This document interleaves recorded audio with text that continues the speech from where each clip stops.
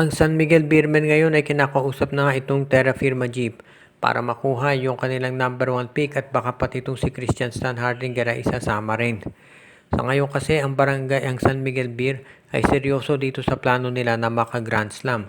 At ang nakikita nilang solusyon dito, unang-una nga kumuha ng number 1 draft pick nitong TNT itong Terra Firma Jeep at pangalawa itong si Stan Hardinger. Yung kay Christian Stan Hardinger siguro medyo sabihin natin komplikado yan dahil alam natin na si Stan Hardinger naglaro na yan dati sa SMB pero hindi nagtagal doon.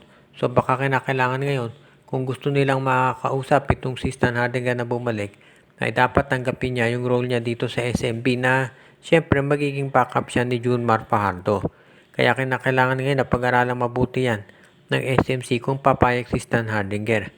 Kung pumayag si Stan Hardinger, ayos yan.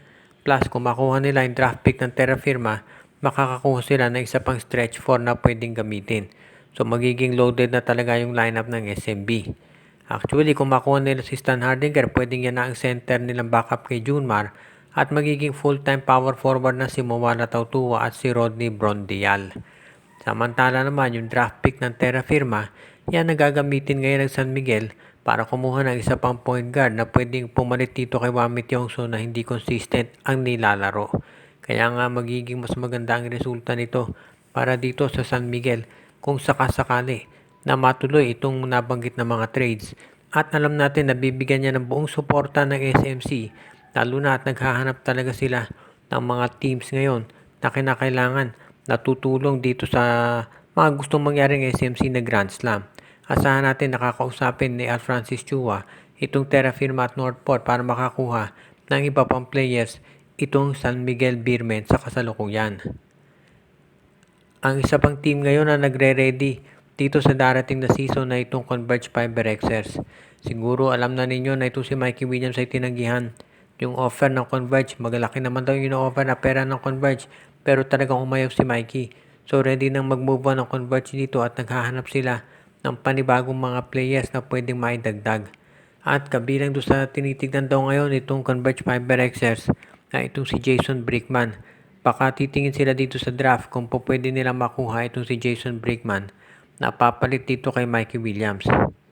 Alam natin maraming mga fans ang nanghihinayang dahil nga tinrade nila si Jordan Heading para dito kay Mikey na hindi naman pala maglalaro sa kanila.